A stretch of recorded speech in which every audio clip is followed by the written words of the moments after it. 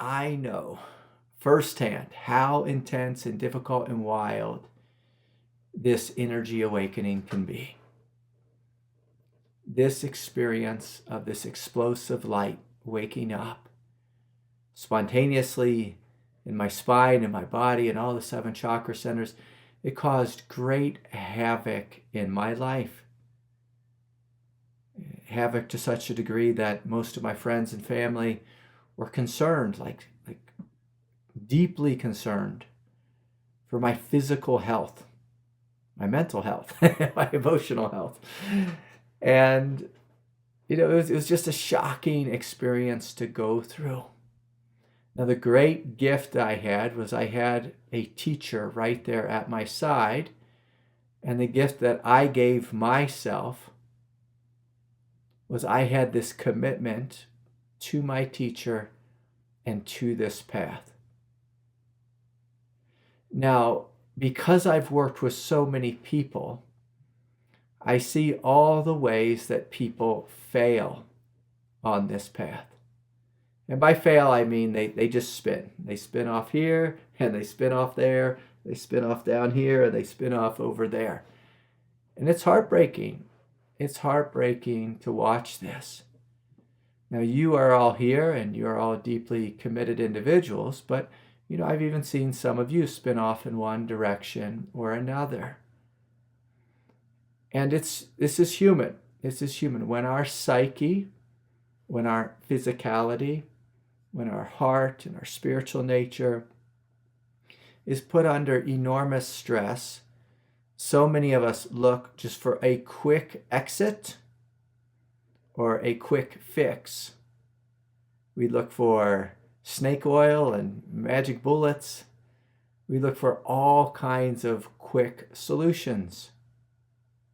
Sometimes we just spin out in confusion, like a lot of people will spin out in confused realms of tantric sexuality, confused realms of spiritual teachers who offer Shaktipat and say, oh, just come and see me and I can fix you right away. And so sometimes we get on these guru trains where we go from one guru to the next thinking that if we're just there on the full moon that they will heal us and everything will fall into place completely and fully. We might meet with all kinds of well-intentioned healers who try to help us and instead just, amp us up with more and more energy. Some of us will even run back and forth between, here and the mental hospital or the mental hospital and the spiritual path. We might visit with our friends in the jungle doing ayahuasca and just pouring more and more gasoline on the fire.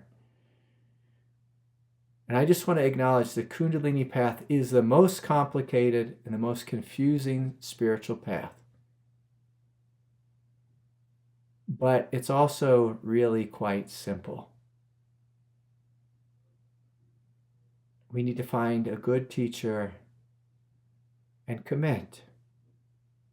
Commit to this practice of healing and continued awakening.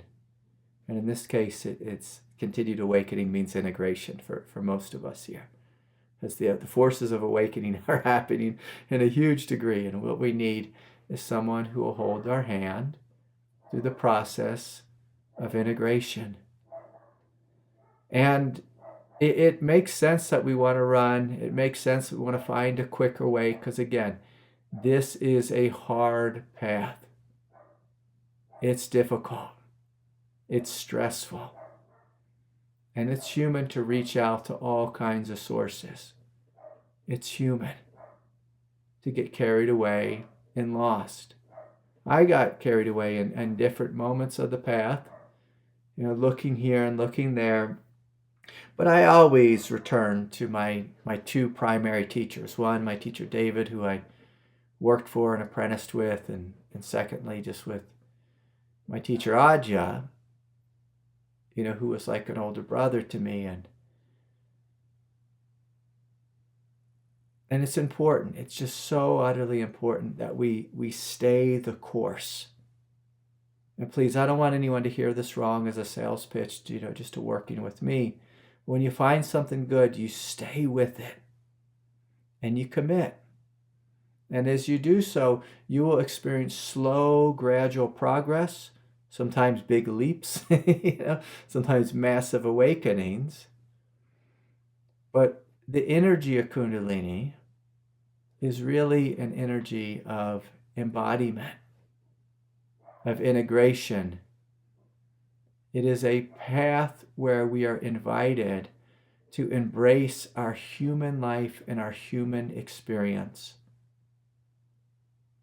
It's a path that invites us to do our work with the healing of our psychological nature and the integration of our psychological nature. And this work, it just tends to be slow and steady. Slow and steady. Whereas most people online, they just jump around from teacher to teacher and go here and go there. And there's no real commitment. That's fine if you don't have Kundalini. You can just kind of play around. But when you have Kundalini, there's so much confusion, so much chaos, so much force that's throughout your nervous system. We need someone who could be a grounding, guiding light.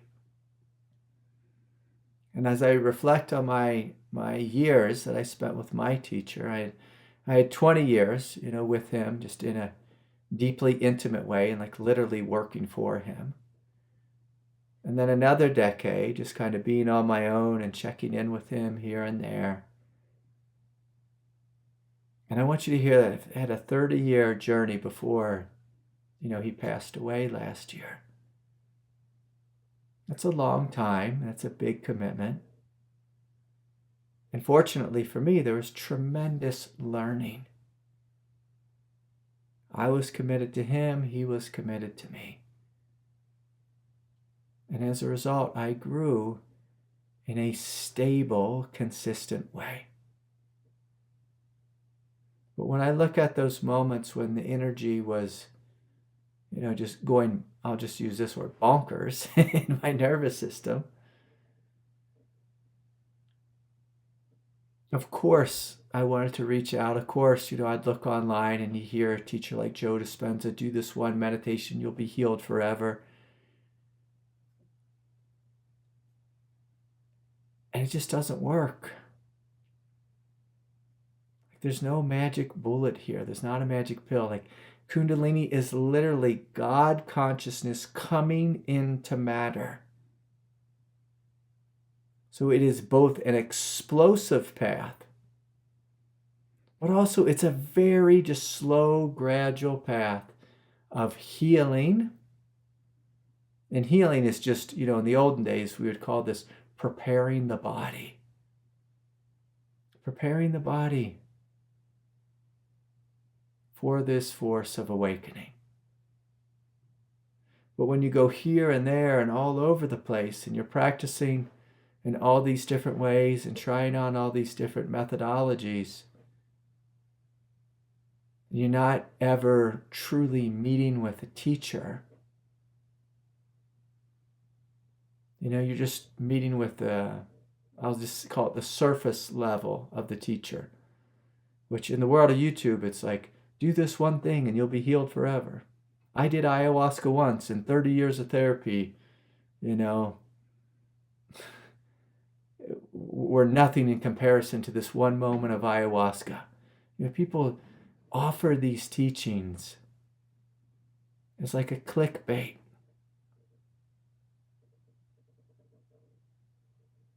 And they prey upon our hopes. They prey upon our fear. And what's offered here is just a slow, gradual path. We're meeting ourselves with love. Of course, that's the way. We're doing our psychological healing work. Of course, that's the way. We're meditating deeply together. We're opening ourselves to the grace of God, the intelligence of God. Of course, this is the way. Of course. But our ego gets tired, it gets frustrated, and just with the modern age of internet spirituality, there's far too many choices. I was just speaking with someone not too long ago about their investigation into satanic energies and satanic powers, and just like, what the hell are we talking about here? Like, what are we talking about? What is going on where we're investigating satanic rituals? And there's that stuff online. There's crazy things online. Some people are staying up late into the evening investigating tantric sex, thinking that somehow that's going to heal us. It won't. It'll give you a whole big dose of confusion and chaos and heartache. There's people that play around with, I'm polyamorous. It's like, good luck. Good luck. Good luck with that. Good luck. They say, Craig, I don't understand what's going on with me. I've got 9 girlfriends. I have all this energy in my body. I hate my father and my mother. I hate myself. But I really think polyamory is good. It's the answer for me because I'm not a monogamous person. It's just like, okay, is that what we're going to talk about? Or are we going to actually talk about healing? Are we talking about getting all of our desires met and being spiritually immature? Because we can talk about that, but it's going to come back to this basic truth. Your body needs help relaxing. Let's do some yoga. Let's meditate more deeply and fully. Let's let go of the chaos and the confusion in our life. So I'm going to say this again just because it's the holidays, that many of us, next Wednesday, we're not going to be coming together in this group. Now, if you meet among yourselves, I fully support that. Fully support that. But if you're with your family, and your mom or your dad's an alcoholic, or your mom's really confused, or your dad's narcissistic, or your little brother's narcissistic, or whatever it is, when you return home, if you do so, even if you're just hanging out on FaceTime with the family, it's your job to remember that you are a divine being, and you're not here to be lost in samsara. We're not here to be listening to hours and hours of the nightly bad news every night. We're not here to hang out with old friends and drink and party and go to concerts and get into that kind of chaos and, wild energies. We are here to heal and awaken. And often we need to remind ourselves this, that I've got one job here on planet Earth, to heal and awaken. Now, our second job is to keep our life, together in some reasonable manner. And this might be a bare minimum functioning manner, because our primary job is to heal and awaken. And if this is not our primary focus, everything else in our life will be a mess. Because it's a big deal what we're going through. And so I'm going to invite us all to shut down our eyes.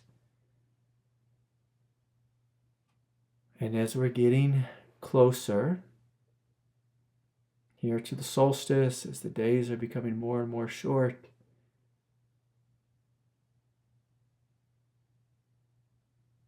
as we're coming toward the new year, I invite you to recommit yourself to this path of healing and awakening.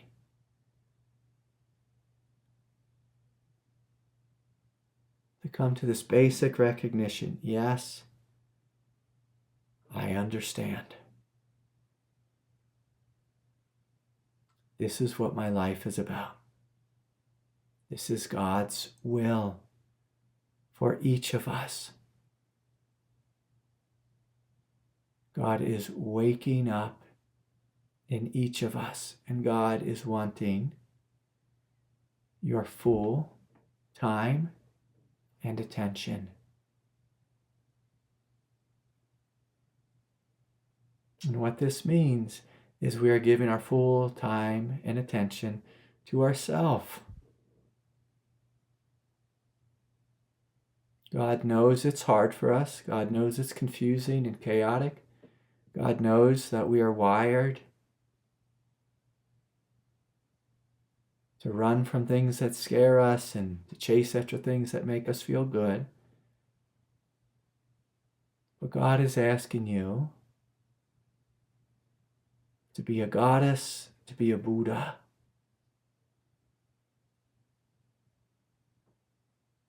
God is asking you to commit yourself to this path of healing and awakening.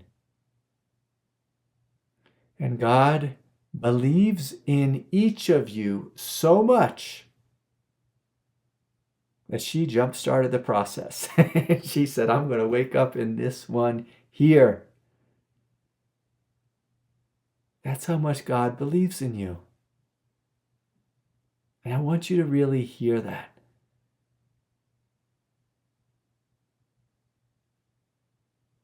That the love of the universe, the creator of heaven and earth, has hand-selected each of us here. And this is not some myth. This is not some ideology or some dogma. You feel God in your body now.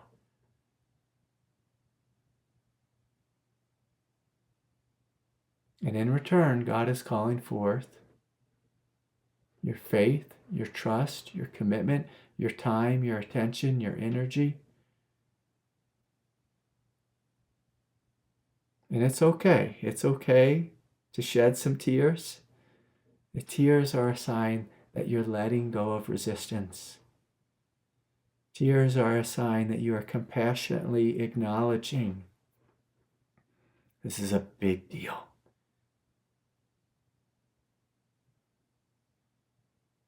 And from a place of humility, we can all admit, God, I don't think I have what it takes. I'm a mess. Look at me. I'm a mess. Look at me.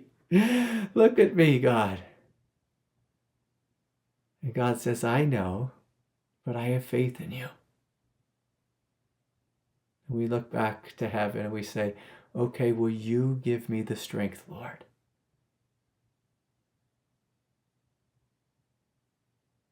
Give me the strength. Support me with your love and grace. Give me the clarity to choose wisely. Give me the clarity to align my life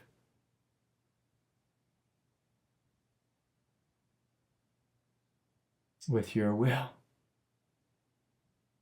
with the energies of both healing and awakening. And so we call upon God to be with us in our highest moments as well as our lowest moments. On the days that we feel dark, confused, and lost,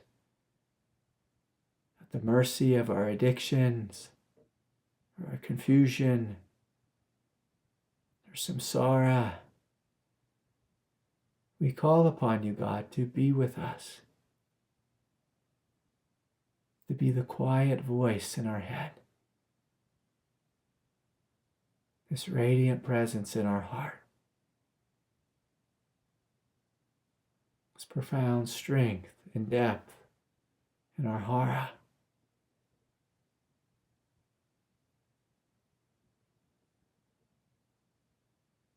And so we place our prayer at the feet of the divine. And I encourage you to join me, feeling deep into your belly and just noticing, is there any pain? Is there any confusion? Is there any resistance? In the solar plexus, in the hara, in the root, in the hips, the pelvis, the sacrum.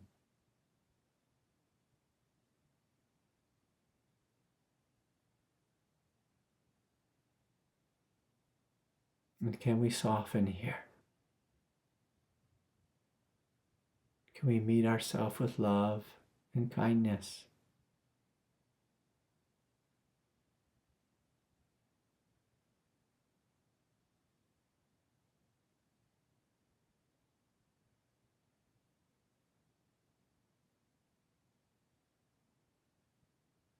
And so as we're feeling into and sitting intimately, sitting compassionately, the lower half of our body, the first, second, and third chakra centers, we're just gently asking, is there anything here that's wanting to be loved?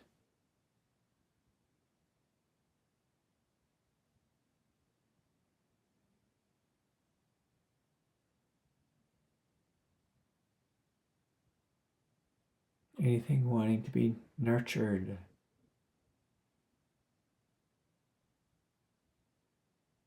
Or supported?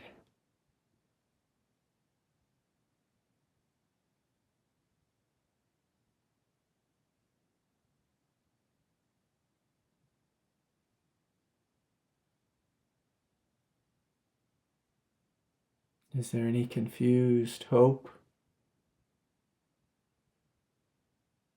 or fears or any traumas I need to release?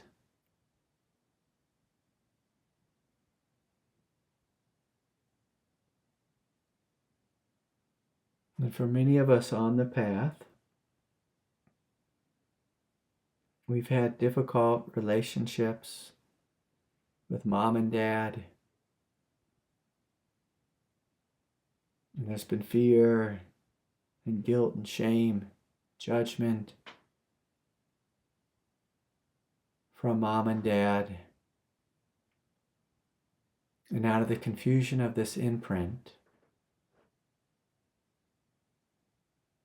we've projected this confusion, this chaos onto God. And so if that's you, I encourage you to surrender this. To see that God is here as this force of absolute love, absolute light. And this absolute love, this absolute light is wanting to live through your physicality. Is wanting to live through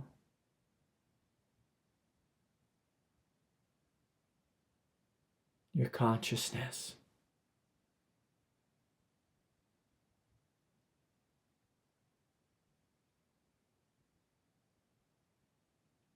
And so I ask you, can you surrender that which is untrue?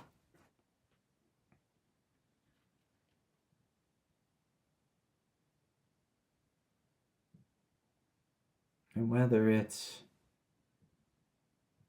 some habitual alignment with being a victim of life,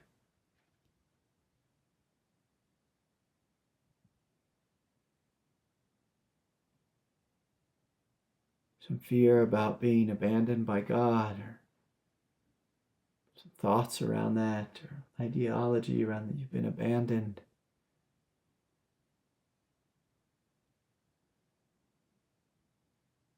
Can you let it go?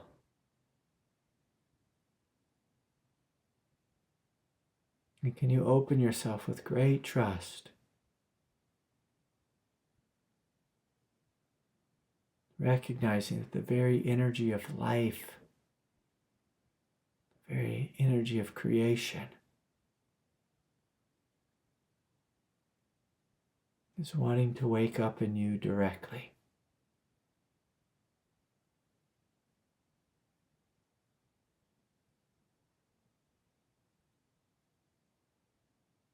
And coming to recognize that anything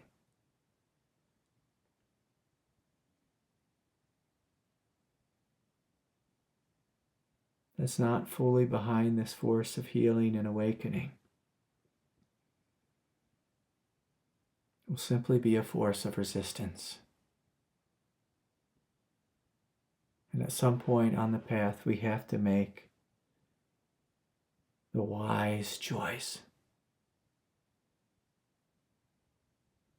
to fall into love, to fall into truth, to fall into the light. And so I encourage you to open more fully in the space of the heart, finding your true voice.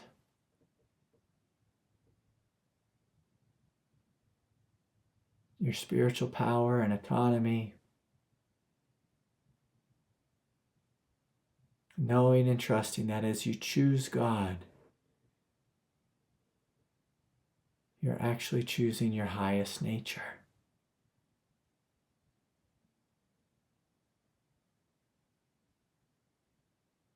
But also recognizing that when you choose to follow desire, or fear, or guilt, or shame,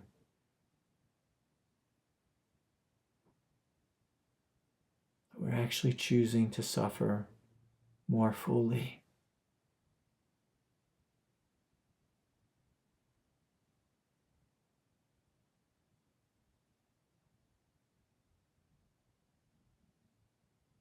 And so we're recognizing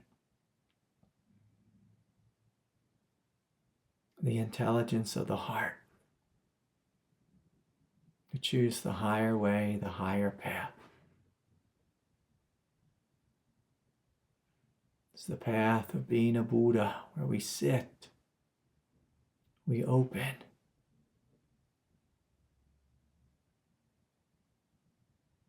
and we allow anything untrue to burn up in the light.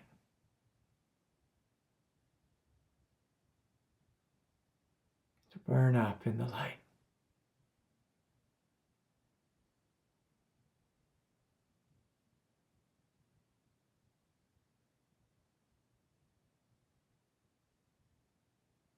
And so we breathe, we feel, we open, and we make this commitment to walking forward. This strength, this power in our belly, this love in our heart, this clarity of intention in our mind. We are committed to healing and awakening, and we will walk this path to the end. To the end.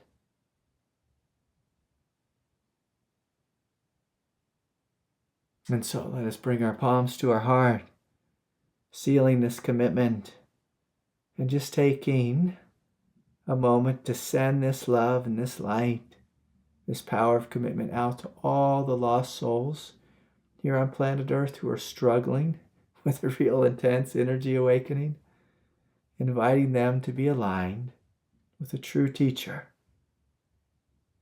with healing and grounded support, and the strength to go forward on this path of healing and awakening. Because we know there's many of us out there scattered throughout the planet who are suffering in confusion, who are getting lost here and there.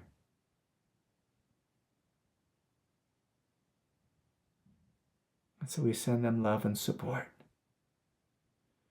And with that, let us gently open our eyes